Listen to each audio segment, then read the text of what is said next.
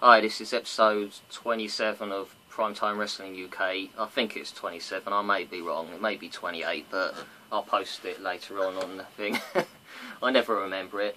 But anyway, tonight we're going to talk about Elimination Chamber that's coming up later on tonight. At around, it's 1 AM it starts on Sky Sports. So it makes a change, you don't have to pay for it. Probably the last one this year you won't have to pay for. But before that we're going to talk about Raw, Smackdown, the announcement about Hulk Hogan. But first we're going to talk about WrestleCon and Film Comic Con as well. First we talk about WrestleCon. It was announced last week that Edge is going to be doing it on the Saturday, only on the Saturday unfortunately. But they're charging around, I think it's $110 to meet him, and then that's just for the photo I think, and then you got about $40 towards the autograph. But yeah, unfortunately he's only doing the Saturday, which is a bit of a pain if you wanted to do fan access. But also today they announced, just suddenly came across it when I was looking at Demolition on WrestleCon's site, was Kurt Angle is doing it again. He's only doing Saturday for some reason. Everyone's doing Saturday at the moment. And you've got Edge, you've got Kurt Angle, you've got Dudley Boys, you've got Goldberg, all doing Saturday only. So they need to kind of give us some of that. But yeah, Kurt Angle's doing it. He's charging, for a combo it's about $41, which I think works to about £28–27, which is quite good for Kurt Angle. I'm not sure what I'm going to do on that yet. I might decide to... I'm going to wait for the schedule for access to come out first. I might do the first couple of hours of fan access and then run over to Comic Con and... not Comic Con, WrestleCon. And you say Comic Con, WrestleCon, and meet Kurt Angle and then come back to access for the afternoon session. But we'll see how that goes. Because I do want to meet Kurt Angle, but it depends how it goes.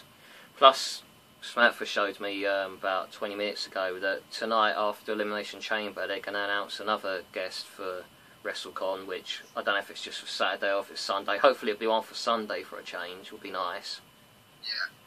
Yeah. But who it is, who knows. I don't know if it's the big announcement for Sunday or not, but I know the company that's doing Edge and Rowdy Piper, the ones from now on you can only actually buy a ticket for if you have the super ticket, which costs about $250, which is bloody expensive. I mean, for us it is anyway, especially when you've got other events to pay for and all that. It does work out quite a bit, which really you should be given the option on who you get. You shouldn't have to get a $250 ticket. It seems a bit unfair to push out anyone that can't afford the ticket. Because I won't be happy if it's someone like The Rock and I can't do it, because I have to go and spend $250 to do it, which is just wrong. We'll have to do it though. Oh yeah, if it's The Rock, yeah, but I won't be happy that I'm being forced to do that just because, you know, they want to make money. Everyone should be given the chance, shouldn't be just on a super ticket. I know super ticket saves you money if you want to do Edge, Piper, Psycho Sid and so on, but what if you only want to do one of them? Seems a bit unfair, you'd have to fork that out. Yeah. But anyway, yeah, that's the announcement so far for WrestleCon. We got some of our tickets yesterday. We got the Caitlyn and Jeff Jarrett one, which will be meeting them on Sunday, and I plan to get Demolition at some point in the next couple of weeks. Anderson, I'm holding out to see what other announcements there are before I decide on that one. If there's no one else of interest, I'll do that, and then on the day itself I might go and meet Mickie James again as well. She's always really nice to everyone. But yeah, that's WrestleCon. Now there's London Film Comic Con. I can say Comic Con at last and get it right. It was announced yesterday that as well as Al Snow being there, Lita's going to be doing it as well. She'll be doing an autograph and photo opportunity as well. It's £15 for the photo opportunity and £15 for the autograph, which obviously you can't buy the autograph ticket until you get there. They only sell beforehand for the photo opportunity, but we'll be getting the early bird tickets, so we'll get in before everyone else to be able to get that. the wrestlers aren't normally a problem getting tickets for anyway, but as soon as tickets go on sale, which I presume will be tomorrow now, because they just said very soon and it hasn't been up yet. So it says buy tickets on the system, but when you click on it and you look at the list, she's not up yet. So I presume she'll be up tomorrow, and I'll get them tomorrow just to be on the safe side, because I don't want to miss out. Plus I want to get an old auto that I've got signed, so that'll be nice. Yeah, so far it's Al Snow and Lita for London Film Comic Con. We're also meeting, some of us are also meeting Stan Lee, which would be quite cool. But hopefully there'll be a couple more good wrestlers to meet. I'm hoping for Marlena or someone like that. But we'll see. We'll probably see in the next couple of months who else they'll announce. Sunday we're going to the evening with Diamond Dallas Page, which is at the Leicester Square Theatre. I think they still have a very small amount of tickets left, so if you're interested you might want to do that quick, because there's only a few left. But we've got the the VIP for that, so we'll be meeting DDP beforehand.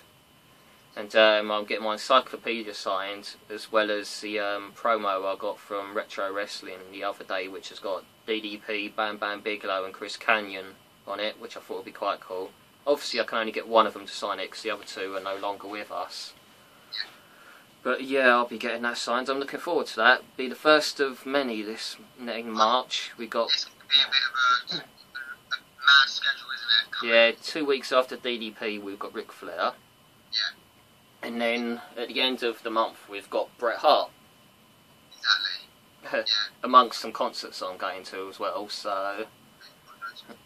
And then in May we've got April, towards the end of April we've got Shawn Michaels. Yeah.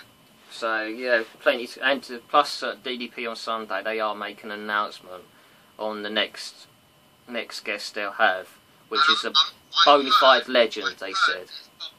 Ugh. Yeah, that'll put me to sleep. There's no way I'm bloody doing that. He was, I mean, at the Hall of Fame, I was nodding off when he first started. It was only all of a sudden when he snapped and went bloody loopy that I was like, what the hell? Suddenly woke everyone up and just went through it. I thought he was going to break Triple H's arm. Yeah, it was like, what's going on? But I wouldn't be surprised if it was Piper. Well, I'd rather it was Piper, because that'd be a very good listen, because it'd be a laugh, and you know, you'd get to hear some. He'd be honest as well. He wouldn't shy away from anything. Yeah. I've met him before anyway, and he's a nice guy, so that'd be a good laugh. That's with Eros, by the way, the company that's doing it. PSI are also going to be announcing, so, judging by the sounds of it, they're going to be, in the summer, they're going to be doing an evening with Tom Pritchard, which doesn't interest me, because I don't like the guy. But, you know, I know there's plenty of people that are interested, so it looks like they'll be doing that in summer. But we're supposed to be getting Regal anyway at some point with Eros during the summer, during May time anyway, so you don't want too many tickets going on, do you? Because otherwise it becomes a bit expensive. I'd rather meet Regal than Tom Pritchard anyway, because Regal's really cool. And I've heard these shows are really good. So yeah, that's the news on that. It was announced a couple of days ago now, I think it was, that the host for WrestleMania is going to be Hulk Hogan, which I know Chris is very happy, so am I. Some people aren't bothered, but in the large, a lot of people are looking forward to it. Really happy, yeah. I just want another Hulkamania moment. You know, I grew up when I was little watching The Warrior, Hulk Hogan, those type of wrestlers, and just to have him back at WrestleMania and just to hear the music again, it's going to be quite amazing, I think. I think the crowd would be, they probably could be electrified. I wouldn't be surprised if they do something with him and Cesaro, with his manager Swagger's not with him anymore. Yeah. It's a whole the whole way they are with everything. Wouldn't be surprised if Hogan ends up in Swagger's corner possibly, but I could see Cesaro beating Hogan up or attacking someone and then Hulk Hogan comes out, sort of thing. Or even some people suggested a bit like what happened in WrestleMania 8, Hogan's getting beat up and then Ultimate Warrior comes out and saves him. But I can't imagine them sharing a WrestleMania moment at the same time. I think they'll have their own. I could still see, you know, when they do the Hall of Fame induction, it's with on the WrestleMania night when they announce they have them all on the stage. I can see them having like they did with Austin in Houston, I think it was, where Warrior comes out afterwards, after they've all got to back and comes sprinting down the ring, sort of thing. I can imagine them doing something like that, which would be quite cool. But yeah, Hogan's the guest host for WrestleMania, which to me is better than The Rock. Yeah. But Didn't do much, did he? yeah, basically Raw. What can we talk about with Raw that happened? So I've thrown a blank on that. I had all prepared what I was going to talk about with Raw, and I've thrown a blank on the bloody show. It's funny, I can't even remember. There was a couple of good matches. There was Cesaro against John Cena for one. Cena, was it? Yeah, that was a good match because, you know, Cesaro's doing really well at the moment. I really hope they push him to the top. You know, he could be a world champion if they give him the opportunity. Yeah, he had a very good match there. So it was Orton against Sheamus, wasn't it? That's it, yeah. Yeah, there was a few. There was Daniel Bryan against Christian was a very good match, which looks like, well, definitely Christian's turned heel. And SmackDown, I don't know if you saw the end. Did you see the end of SmackDown? How they finished it? No, I didn't see it. Sheamus against Christian. Sheamus won, but afterwards, Sheamus was on the turnbuckle. Christian pushed him off, and he fell out of the ring. Oh, I didn't see that. And he was just laying on the floor. Christian was looking over. He was just laying on the floor, and then they just cut it. It finished, just like that. He just pushed him over the top. He's laying on the floor, and that was it. It went. It finished. I was like, is that it? They could have had Christian beat him up a bit more or something. Just it was too quick. I hope we don't get Sheamus versus Christian at WrestleMania. You know, I didn't think of that match because I was thinking earlier on of who Christian with Samantha, who Christian could fight at WrestleMania. It's going to be Sheamus. That's a possibility because I don't see who Sheamus. Originally, it was Sheamus, Daniel Bryan, but I don't think they're going to do that now. So I think that could possibly be Sheamus's only possible opponent. Yeah. That'll be a good match, though. You say I hope not, but it could be. Christian rarely ever does disappoint, does he? To be honest. Yeah, I mean, I think it's going to be Christian's last WrestleMania match, to be honest. Yeah. One thing that's boring me at the moment, and I didn't think I'd ever say this, but Batista's return has just been so boring. It's been flat. It's been really flat, yeah. And I think the problem is, part of the problem was they brought him back as a face. yeah. And it's just, they've not done a great deal with him, and I think it would have worked better if he'd have been a heel when... They still could. They could have him cost Daniel Bryan tonight, which could build to Randy versus Batista versus Daniel at WrestleMania. And you could have Randy and Batista going in as the heels as part of the Triple H's corporate lot against Daniel, who they're trying to hold back, sort of thing. That would make sense to me. Whether they do it or not is another thing. But you know, onto the Elimination Chamber, which is tonight. You've got the pre-show, which is Cody and Goldust against Curtis Axel and Ryback. I'm not sure whether they've just shoved this together just for the sake of having a pre-show match or what, or if it's... Because if Goldust and Cody are going to split, I would have thought they'd do it live on a pay-per-view or on a Raw, not just throw it away on a pre-show. Or if, you know, they'll just have the simple Cody and Goldust win. Or if they'll possibly start the whole problem where they let Goldust Cody lose tonight by, like, an error. I personally think it will happen on Raw. Yeah. But I'm just undecided on who's going to win that match, because both teams are on a bit of a losing streak at the moment. And if nothing goes wrong with Cody and Goldust, then I say Cody and Goldust seems the obvious one, but if something starts to crumble there, then you could say the other way, so it's a tough one to decide. But I'm going to stick with, I don't know, I can't even decide yet, I'm going to decide later on, I can't even decide on that one. But on the main show, we've got the New Age Outlaws against the Usos, where Usos been getting a lot their way at the moment, so what that normally does tend to lead to is the fact that Outlaws basically going to win at the pay-per-view. Whether they'll win clean or not is another thing. I personally think they'll win by pinfall, whether it's by cheating or not. I could see them having a rematch, possibly at WrestleMania, and then the Usos win it there. I'd rather the Usos didn't, because I'm not a fan of the Usos. But there's not a lot of tag teams about at the moment, so... You wouldn't give it back to Cody and Goldust, so who else would you? Unless they made up a team of, say, Tyson Kidd and Curtis Axel or something, and had them against the Outlaws, but they'd have to do it pretty quick because you've only got about 5 weeks to WrestleMania. But I'm sticking with the Outlaws on that one. It's not an easy pay-per-view to predict, it could easily go either way. You've got Darren Young against Titus O'Neil. Now, when this first started, I thought to myself, Titus definitely going to win this, no doubt. But then they've had him saying about he's the main eventer and he's going to be champion and all that, which leads you to believe that there's a possibility that Darren Young could nick it, like a roll up or something like that. Yeah. Which makes me a bit undecided on that, but I'm still going to stick with Titus on that because I see him getting a bigger push out of the two. Yeah. I don't see the logic in having him lose too much early. I mean, they could continue the feud after for a few more weeks, you know, and have Titus get revenge or something, but I think the logical thing is to have, I mean, Darren to get the revenge, but I think the logical thing is to have Tyson win, considering they're looking to push him and it being on a pay-per-view. Yeah. We've also got Big E against Jack Swagger for the IC title. Now, I know you think Swagger, but I'm not sure. Big E's not had it that long, and I don't know, I could see him holding it till WrestleMania. Or even, I could see him losing it on a Raw or something to someone like Cesaro, and then Cesaro defends it against Swagger. Because I can't see Swagger winning it. I could see maybe something going wrong which costs Swagger.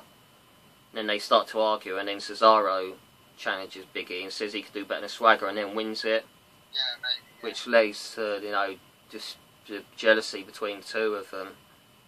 And, I mean, they could easily have Swagger as the baddie and Cesaro as the face. But I see it more like, because Cesaro's getting more and more popular, but well, it could go either way with who goes face there. Cause soon time will tell anyway in the next couple of weeks. Yeah. But it could go either way, that match, but I'm going to stick with Big E to have it for a little bit longer anyway. Shield against the Wyatts. To me, this match is only going one way, and that's the Wyatts. It'll be a very good match, but to me, there's only one winner because I think the Shield's going to completely collapse tonight. What will happen is Ambrose and Rollins will walk out on Reigns, or something will go wrong where, say, Reigns will spear Ambrose by accident, and then they'll lose, and then they'll brawl afterwards, something along that line. But the way they're pushing Bray at the moment, I can only see one winner in that. Especially where it looks like the Shield are going to fight each other at WrestleMania. It seems like the logical time, they've got to start it now. Which will be an amazing match. Oh yeah. Be interesting to see them go solo. Yeah. Next, this one's a dead cert to me. Batista against Del Rio. It's one of the most predictable matches there is. There's no way Del Rio's beating Batista when he's going for the title of WrestleMania. To me, that's an easy one, that one, and Batista all the way on that. Yeah. I don't expect it to be the most exciting of matches either. Do you know what I think's going to happen tonight, though? With that, I think Batista's going to get involved with someone tonight and cause mayhem in there. Well, as I said, I would like to see him get eliminated by Daniel Bryan. No, sorry, Batista's not in the chamber, is he? So why am I saying that? Yeah, I mean, there's possibilities that he'll join forces with Triple H and stop. It'd be the final two, be Randy and Daniel, and then he comes out and takes out Daniel, which would then, again, as I said, lead to a triple threat WrestleMania with them two as the heels against Daniel as the outsider. It'd be the perfect thing to do. Whether they do it or not is another thing, but you can only hope. But yeah, the main event for the Chamber is Randy defending his title against Daniel Bryan, John Cena, Christian, Sheamus and Antonio Cesaro, which I like the fact that Antonio's in it, because I think he deserves to be. But I don't think there's any chance in winning the world title so quickly. No. I don't think Christian's going to be in it. I think he'll get attacked. Possibly. Although if they go with Lesnar against Taker, I don't think there'll be any reason. Because I could see Lesnar taking out Undertaker on Raw next week.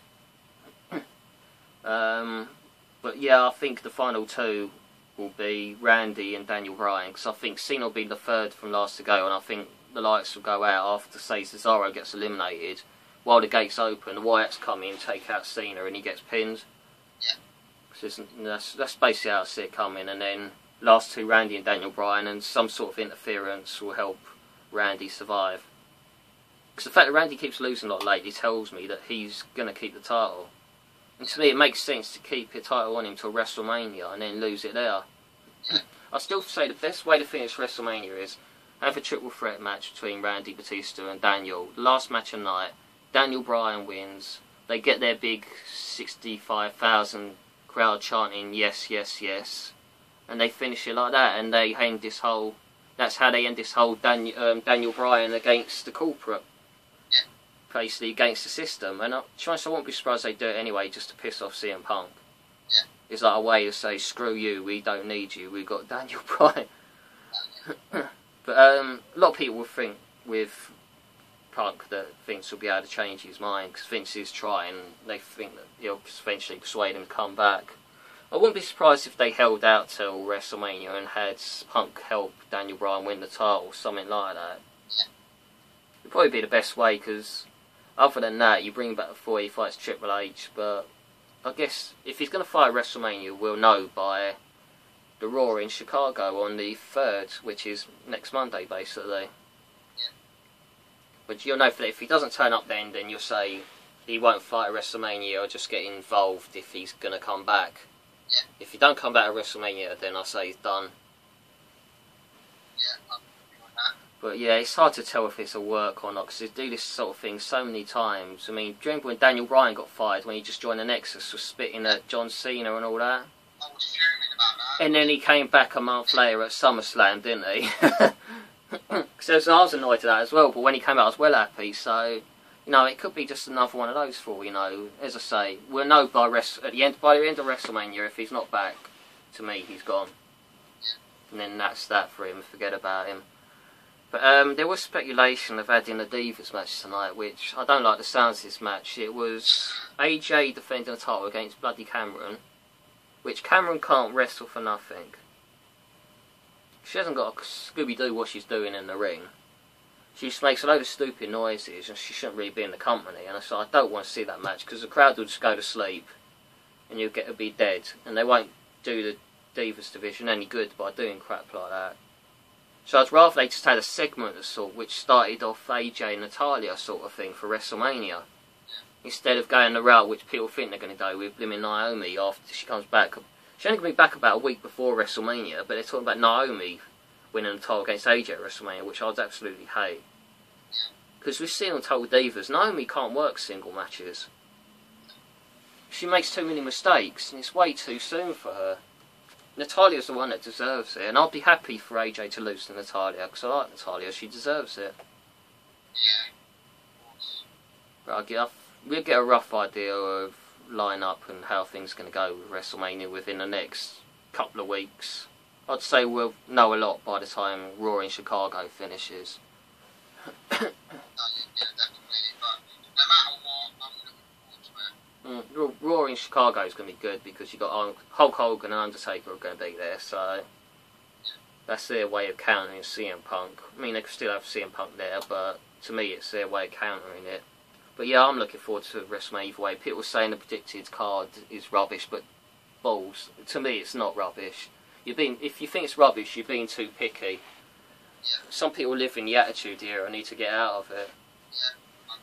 Yeah, you can't. To me, there's nothing wrong with the predicted lineup. People need to get over it, and you know, if they don't like it, stop watching it. You know, people are too fussy these days. They expect they aim way too high. You know, wrestling's changed. Obviously, it's not what it was in the Attitude Era, but I still enjoy it, and you can't expect it to be brilliant forever. You're going to have its ups and downs, but you know, to me, there's nothing wrong with the lineup that they think's going to happen anyway. Just too many picky people, I'm afraid. But yeah, I'm looking forward to it. Well, if it's Batista against Randy, I don't really want to see that because the crowd won't react to it. And to me, there's only one winner if it's Randy and Batista, which will be Batista. Whereas if you add Daniel Bryan to it, suddenly people will become interested. because there'd be the hope of Daniel winning, and there'd be the possibility. You wouldn't know for sure. Whereas if it's just Batista against Randy, everyone would. It'd be as predictable as Batista Del Rio tonight. So yeah, that's. I think we've pretty much finished talking about any.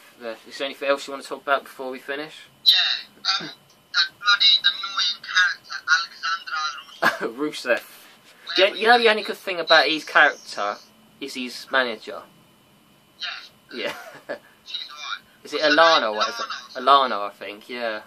Except she gets on my nerves when she makes that funny noise when she comes out. Alana or something stupid like that, but she's good to look at, so I don't complain too much. Oh, he bores me. He's got that. He reminds me of Vladimir Kozlov. Yeah. Bores me to tears. It's just not my sort of interest. But I think they're going to try and push him. Oh yeah, they'll try it first, but I don't. Hopefully, it won't last long because I just don't. I don't like those sort of characters. They bore me to tears. But yeah, him and there was another one I was going to talk about. That's Oh yeah, they've got on Thursday because the WWE Network's starting on Tuesday, I think it is. On Thursday, we've got. Obviously, we can't see it without tampering with the bloody system, but you've got which obviously I'm not going to do, but on Thursday we've got NXT Live, or for anyone who's got the network in America. Hopefully we'll get to see it here as well at some point in the next couple of weeks, which is looking good. You've got Paige against Emma for the NXT title, which I think Emma will win it, yeah. So hopefully Paige will come up to the main roster. I'd love to see her fight AJ at WrestleMania, but they'll probably hold out till after WrestleMania with her. But yeah, that should be a good match. You've also got Sami Zayn against Cesaro, which was very good last time, so I expect that to be another great match. You've also got Bo Dallas defending his world title against Adrian Neville, which I expect Adrian to win, because Bo's had it for quite a while now. Yeah. And I expect him to start pushing Bo on to the main roster soon. They've got so much talent. Yeah. As long as they use them right, yeah, because Sami Zayn's just as good as Cesaro, so you know if they use them right, they've got a lot of good talent there. Definitely. That should be a good card.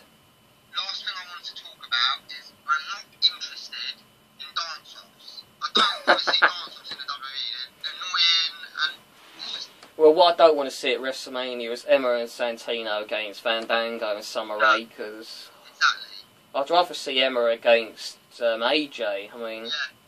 I don't want to see that sort of match. Santino, I've got over that sort of comedy. It bores me now. It's finished now. It's no disrespect. But yeah, he's Mm. done now. But yeah, that's it, mate. So yeah.